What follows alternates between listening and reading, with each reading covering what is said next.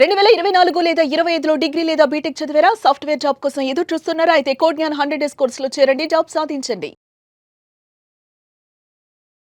నమస్కారం సార్. నమస్తే నారి. Wife and husband బాగున్నప్పుడు మంచిగా సెటిల్ అవుదాం అనుకుని ఇల్లు కొనుక్కున్నారు. Over a period of time ఏమైందంటే వాళ్ళ మధ్య డిస్ప్యూట్స్ వచ్చేసాయి. ఎస్, వచ్చిన తర్వాత ఆ ఇంటికి సంబంధించినటువంటి లోన్ కానివ్వండి, అంటే బోత్ సైడ్స్ ఉంటాయి కదా సార్, కరెక్ట్. దాన్ని ఆ సిచ్యువేషన్ ఎలా హ్యాండిల్ చేయాలి? ఎందుకనంటే చాలా ఇవి ఉంటాయి, మేజర్ బోత్ సైడ్స్ గొడవలు పెద్దగానే అయిపోతూ ఉంటాయి. కానీ ఆ ఇంటికి కలిసి ఉన్నప్పుడు మన జీవితంలో విడిపోము, అవును మనం ఇలాగే ఉంటాము అని కలిసి కొనుక్కుంటారు. అప్లికెంట్ కో అప్లికెంట్ అంటారు వాళ్ళని. హస్బెండ్ మ్యాక్సిమం అప్లికెంట్స్ ఉంటారు, కో అప్లికెంట్స్ మ్యాక్సిమం వైఫ్స్ ఉంటారు. ఎప్పుడైతే గొడవలు పడి విడిపోవాలనుకుంటారో ఈ కో అప్లికెంట్స్ మా దగ్గరికి వస్తూ ఉంటారు, అంటే వైఫ్స్. ఓకే, వచ్చి సార్ ఆ ఇల్లు ఇద్దరి పేరు మీద ఉంది సార్, ఆయన ఈ మధ్య ఈఎంఐ కట్టట్లేదు అంటే, ఏమైందమ్మా ఈఎంఐ కట్టకపోయినా మీరు ఆ ఇల్లు వద్దనుకుంటున్నారు కదా అంటే, అంటే నా సిబిల్ పాడవుతుంది సార్, కట్టకపోతే కట్టకపోయాడు, నా సిబిల్ పాడవుతుంది సార్, ఆయన కావాలని కట్టట్లేదు సార్, నా సిబిల్ ఆయనకి సిబిల్తో సంబంధం లేదు సార్, ఆయన జీవితం వదిలేసుకున్నాడు, నా సిబిల్ పాడైపోతుంది కదా సార్, నేను ఏం చేయాలి అని వస్తాం జరుగుతుంది. డెఫినెట్లీ అలాంటి మహిళలకి నేను ఇచ్చే సలహా ఏంటంటే, మళ్ళీ సేమ్ ఒక అడ్వకేట్ దగ్గరికి మీరు వెళ్ళి కలవండి. మీ సిబిల్ పాడవకుండా, ఆస్తి మీరు వద్దనుకున్నా కావాలనుకున్నా ఒక మంచి సజెషన్స్ తీసుకోవచ్చు. అందులో ఒక సజెషన్ నేను ఇస్తాను. మీరు ఆ హస్బెండ్ని మీరు వెళ్ళే అడ్వకేట్ తోటి కనెక్ట్ చేసి లీగల్ నోటీస్ ఒకటి సపరేట్గా, డైవర్స్కి సంబంధం లేకుండా లీగల్ నోటీస్ ఒకటి సపరేట్గా ఆయనకి పంపించచ్చు. మీ ఇల్లు మీరైనా తీసుకోండి లేదా నాకైనా ఇవ్వండి, అంటే కంప్లీట్గా మీ పేరు మీదకైనా ట్రాన్స్ఫర్ చేసుకోండి, లేదా అమ్మేసి మిగతా డబ్బులైనా నాకు ఇవ్వండి, లేదా మీరైనా తీసుకోండి, అంతేగాని సివిల్ పాడు చేయకండి. ఇది కరెక్ట్ కాదు.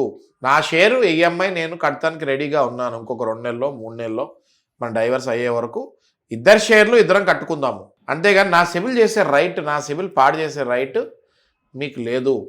ఒకవేళ నా సివిల్ కనుక నువ్వు కావాలని పాడు చేస్తే నీ మీద మళ్ళీ నేను డ్యామేజెస్, సివిల్ డ్యామేజెస్ క్లెయిమ్ చేసుకోవచ్చు. నాగరాజు గారు, చాలా మందికి తెలియని క్వశ్చన్, మీరు ఎవ్రీ టైం మంచి క్వశ్చన్స్ అడుగుతారు. ఓకే, చాలా థ్యాంక్ యూ సార్.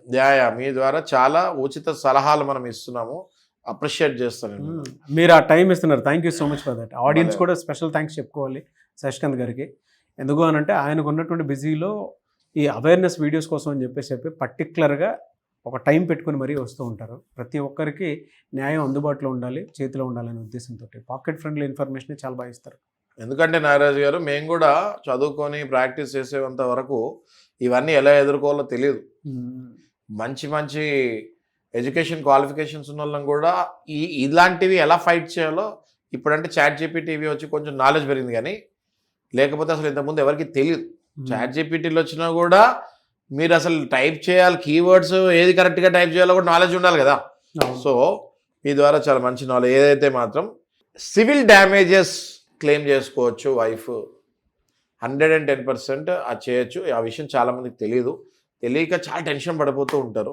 సో వెంటనే ఈ డ్యామేజెస్లో, సివిల్ డ్యామేజెస్లో మీరు ఏదైతే మీ సివిల్ తగ్గిందో, స్కోర్ తగ్గిందో, ఎంత తగ్గిందో, మీరు దానివల్ల ఎంత కోల్పోయారో అవన్నీ కూడా క్లియర్గా పొందుపరిస్తే ఆయన డ్యామేజెస్ కూడా కట్టాల్సి వస్తుంది. కాబట్టి వైఫ్స్ వెంటనే అడ్వకేట్ని సంప్రదించి, అడ్వకేట్ ద్వారా హస్బెండ్ సంప్రదిస్తే కంపల్సరీ ఒక లీగల్ నోటీస్ పెడితే మళ్ళీ కేసు నడుస్తూ ఉంటుంది. ఈ పక్కన సైడ్లో ఏదైతే ఇబ్బంది ఉందో దీన్ని కూడా సాల్వ్ చేసుకోవచ్చు. Great information sir, thank you అండి. Thank you so much Shashikanth గారు. ఎందుకంటే ప్రతి ఒక్కరి అంటే కొంతమంది డిస్ప్యూట్స్ ఉన్నా ఇంటి లాంటి వాటికి సంబంధించినటువంటి విషయాలు వచ్చినప్పుడు ఆగిపోతారు. కరెక్ట్. లేదంటే పిల్లలు ఉన్నారు కదా అని చెప్పేసి ఆగిపోతూ ఉంటారు. బట్ విడిపోవాలనుకోవటం మాత్రం 100% లోపల మనసులో ఇంకొకటి నడుస్తూనే ఉంటుంది వాళ్ళకి.